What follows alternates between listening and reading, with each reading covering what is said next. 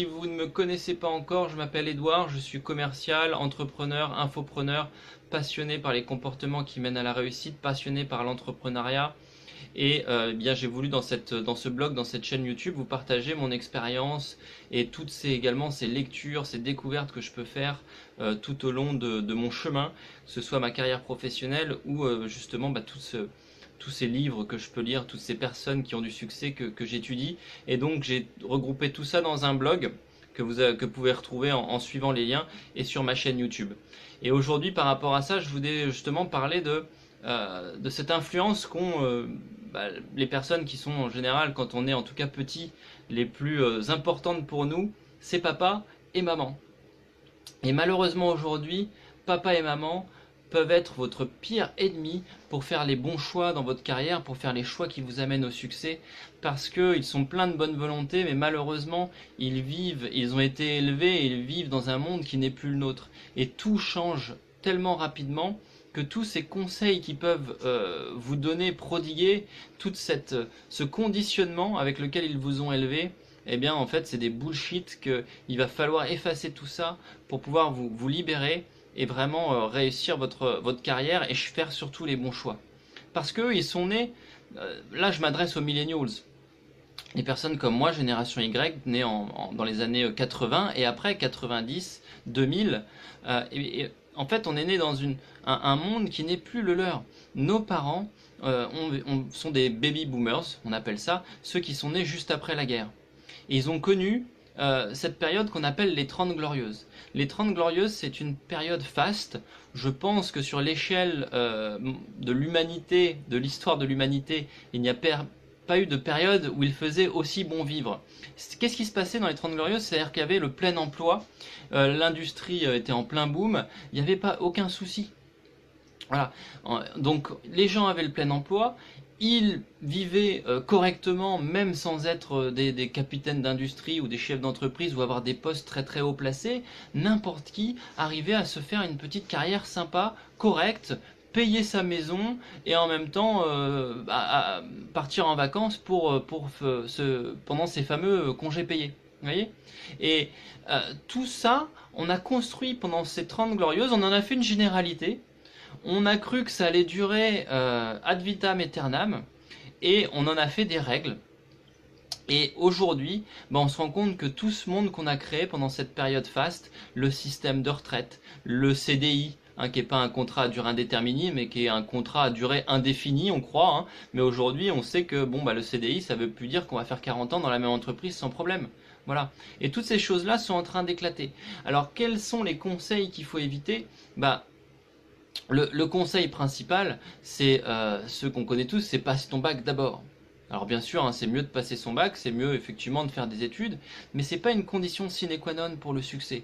Vous savez, ce plan de carrière où on va faire des études, on va essayer d'aller le plus loin possible, et puis après on va essayer de trouver une boîte, une entreprise qui va nous employer, et puis on va pendant 40 ans monter les échelons de l'entreprise un à un, et pour arriver à se faire sa place et finalement arriver à ce grand moment qu'est la retraite, où on va, après toute une vie de dur labeur, devoir quitter son emploi. On a mérité ce temps libre, mais là on va se retrouver avec beaucoup de temps libre et 50% de baisse des revenus. Ça c'est un concept intéressant parce que, je ne sais pas si vous êtes comme moi, vous vous rendez compte que dès que vous avez du temps libre, vous dépensez, mais alors 3, 4, 5 fois plus que quand vous travaillez. C'est-à-dire quand on travaille, on est occupé à travailler pour gagner de l'argent et on ne peut pas le dépenser. Par contre, dès qu'on ne travaille pas, là dès qu'on sort de chez soi, si on fait attention, on dépense que 20 euros, mais c'est très dur, surtout quand on a des enfants, de dépenser moins que ça. Et donc, par rapport à ce concept-là, on se rend compte qu'à l'époque, les baby boomers, papa et maman, ils n'avaient pas de problème par rapport à ça. Ils arrivaient, ils faisaient des études plus ou moins bonnes, ils allaient, moi j'avais plein d'exemples, il y a des gens, ils sont rentrés dans la banque sans diplôme, au guichet, ils ont tous fini directeur d'agence. Mon grand-oncle, un autre oncle dans ma famille, ils ont tous fait ça. Aujourd'hui, si t'as pas bac plus 4 ou bac plus 5, va t'accrocher pour faire directeur d'agence, quoi. Alors je sais pas, c'est peut-être bac plus 3 avec, mais en tout cas sans diplôme, va t'accrocher pour faire directeur d'agence bancaire. C'est un exemple parmi tant d'autres. J'avais un autre exemple dans la poste aussi, où il y avait quelqu'un qui avait 15 ans de boîte et qui eh bien, pouvait pas passer à l'échelon au-dessus parce qu'il fallait qu'il repasse des diplômes, etc. Alors que le métier, il le connaissait, vous voyez. Et ça, voilà, c'est le plan des baby boomers, c'est ce qui nous était proposé. Et aujourd'hui, on se rend compte que tout ça, ça a éclaté. Cette, cette chose qu'on appelle la classe moyenne également. Pendant ces années-là, on a créé cette classe moyenne qui était une classe où, comme je viens de le dire, les gens vivaient correctement. Quand on faisait partie de la classe moyenne, et c'était le but à atteindre, on avait son emploi qu'on allait garder, même si on n'était pas très très bon et pas très ambitieux. On pouvait partir en vacances et se payer ces fameux 5 semaines de congés payés. On allait avoir sa maison payée à la fin. Parce que, bon, on va partir en retraite, on va avoir 50% des revenus en moins, mais si on a la chance d'avoir sa maison payée, bah, ça aide. Et derrière, on allait pouvoir se la couler douce avec une retraite qui est correcte. D'accord? Et on se rend compte que pour beaucoup d'entre nous, millennials, nos parents nous conseillent de faire la même chose. Ils n'ont pas forcément évolué. Alors ils vont dire oui, c'est difficile, votre génération, c'est pas facile, tu sais, économise de l'argent pour les vieux jours parce qu'on sait jamais ce qui peut arriver. Mais ça, c'est des conseils qui sont useless, quoi. Ça sert à rien. Parce que la vérité, c'est que aujourd'hui, on peut plus se permettre de faire partie de la classe moyenne et d'avoir une vie correcte. Il faut viser au-delà de la classe moyenne pour avoir une vie correcte. Et malheureusement, tout le système, les gens autour de nous, nous encouragent à faire partie de cette classe moyenne. Parce que c'était bien avant. Moi, si j'étais né dans les années 70, ça m'irait complètement de faire partie de la classe moyenne. Mais dans les années 2000, 2010 et ce qui va suivre, je peux vous dire que la classe moyenne, ça va être de moins en moins marrant, quoi. Ça va être de moins en moins marrant. Et donc, certes, il faut faire des études parce que ça ouvre quand même des portes. Il faut trouver un travail, peut-être, mais il faut énormément s'ouvrir l'esprit par rapport à tout ça. Et arrêter ces trucs, vous savez, oh mon petit, trouve un travail que tu aimes et tu seras heureux toute ta vie. Ou trouve un travail que t'aimes et tu n'auras jamais à travailler. Ouais, mais en même temps, à notre époque, il faut aussi accepter de faire des choses qu'on n'a pas envie de faire pour gagner ce que les autres ne vont pas gagner. Vous voyez, c'est Zig Ziglar qui disait ça, qui disait les gagnants, c'est ceux qui font ce que les perdants refusent de faire. Les gagnants, ce sont ceux qui font ce que les perdants refusent de faire.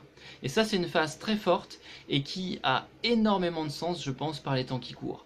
Parce que on n'est plus dans les 30 glorieuses, il faut se réveiller, on n'est plus dans les droits acquis. Je dis pas qu'il n'y a pas des combats à mener, etc. C'est pas le problème. Simplement, c'est est-ce qu'aujourd'hui, j'ai plus de chances de faire une vie meilleure pour moi, ma famille et mes enfants en défilant dans la rue, en allant demander 50 balles d'augmentation que de toute façon on va pas me donner? Ou alors, est-ce que j'ai plus de chance en ouvrant mes yeux, en lisant un livre par mois, un livre toutes les 2 semaines, voire un livre par semaine, en m'intéressant à tout ce qui se passe autour de moi, les nouvelles technologies, le marketing de réseau, l'internet, Airbnb, le digital. Vous voyez, l'idée c'est ça. C'est vraiment ce que j'aimerais faire passer comme message à travers cette vidéo. C'est vous contentez pas de votre emploi principal. La plupart des gens sous-estiment l'argent qu'il va leur falloir quand ils seront en fin de vie. Je parle pas de fin de vie, je parle de la retraite. Parce que fin de vie, on pourrait dire quand on va mourir. Bah là, effectivement, de toute façon, on va pas l'emmener au-delà. Hein, notre argent, on va pas finir. Ça sert à rien d'être la personne la plus riche du cimetière. Mais l'idée, c'est que vous sous-estimez, pour la plupart d'entre nous, on sous-estime l'argent qu'il nous faudra pour vivre correctement une fois qu'on sera à la retraite, parce que on aura une retraite déjà, on ne sait pas ce que ça sera, notre génération. Est-ce que le système, des caisses de retraite complémentaires sont en train d'exploser? Il y en a qui prévoient leur faillite d'ici 2020 et quelques. C'est pas une très bonne nouvelle. On sait qu'on va devoir travailler de plus en plus longtemps, et les gens ils regardent ça et ils disent ah bah oui, c'est pas rassurant. Hein. Il y a des sondages qui disent les Français sont inquiets pour leur retraite. Les Français sont, voilà, ils s'inquiètent, les Français, ils râlent, ils sont pas contents. Mais en même temps, quand on s'interroge là-dessus, quand on voit avec les gens, quand je leur en parle, quand on leur propose des projets, et ben, en même temps, ils s'inquiètent, mais ils font rien pour se mettre à l'abri. Vous voyez? Et je veux pas faire une critique ou des choses comme ça, mais quelque part, il faut voilà, prendre ses responsabilités aujourd'hui et pas dire que c'est la faute de la droite, la gauche, le centre, l'extrême, etc. Que c'est pas la faute au digital, que c'est pas de la faute au robot, que ce soit de la faute à je sais pas qui, au temps qui passe. C'est de la faute à nous-mêmes. Aujourd'hui, on est rentré dans l'ère de la responsabilisation. C'est-à-dire que moi, ma vie, elle a changé. Ma vie, je dis pas ma vie, hein, mais mes revenus, non, ma vie, la façon dont j'envisage la vie et le bien-être que j'ai ressenti et la fierté que j'ai ressenti à être dans ma peau, elle a changé quand j'ai pris la décision de prendre mes responsabilités pour quoi que ce soit qui m'arrive dans la vie. Et c'est tellement facile et j'avais tellement l'habitude de dire bah voilà, non mais il m'arrive ça, c'est parce que un tel a fait ça, c'est parce que regarde la conjoncture, regarde ce qui se passe. Aujourd'hui voilà, ma bagnole, elle tombe en panne. Je dois payer des réparations, ça fait jamais plaisir, c'est chiant, et on se dit quoi? On se dit ouais mais voilà ma bagnole elle arrive, mais c'est de ma faute, c'est de ma faute. Si je me suis mis dans une position où j'ai pas assez de sous pour que ça pique pas quand je répare ma voiture, ça veut dire que j'ai encore du chemin à faire et qu'il faut que j'aille gagner plus d'argent pour régler cette situation. Vous voyez? C'est tout ça. Moi, je peux pas me dire que à un moment donné, avoir un sentiment de fatalité et me dire, bah voilà, c'est dur aujourd'hui, et les salaires ils diminuent, et le chômage des jeunes, et les retraités on leur a enlevé tant de points de, de, de, de, de charges sociales, etc. Bah, si t'as pas assez d'argent aujourd'hui avec ta retraite, bah va chercher à faire autre chose, quoi. Si tu es en capacité physique de pouvoir le faire et mentale, bah si tu as envie de gagner 100 euros de plus, 200 euros de plus, 400 euros de plus, bah bouge-toi et va le faire. Vous voyez? Et aujourd'hui, moi je suis effaré du nombre. Quand on regarde les statistiques aussi de la création d'entreprises, les gens qui créent le plus d'entreprises, c'est des gens qui sont entre 30 et 40 ans. Il y en a pas mal entre 20 et 30 ans, et à partir de 50 ans, ça baisse énormément. Je crois que les plus de 50 ans ne représentent que moins de 15% des créations d'entreprises. Et bah ça, je trouve pas ça normal.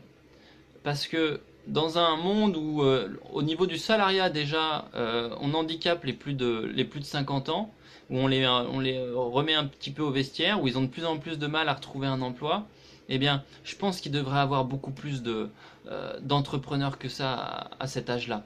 Parce que quand tu as 50 ans aujourd'hui, il te reste 25, 30 ans, peut-être 40 ans à vivre avec les progrès de la médecine. Et si tu fais un petit peu attention à toi, si tu fais un peu attention à ton hygiène de vie, en plus, on vit de plus en plus longtemps, mais tu peux en plus vivre en bonne forme et continuer à faire des choses. Et bah, je pense qu'à 50 ans, il faut se dire que c'est pas la fin d'une carrière, la fin de quelque chose, mais c'est le début de quelque chose d'autre.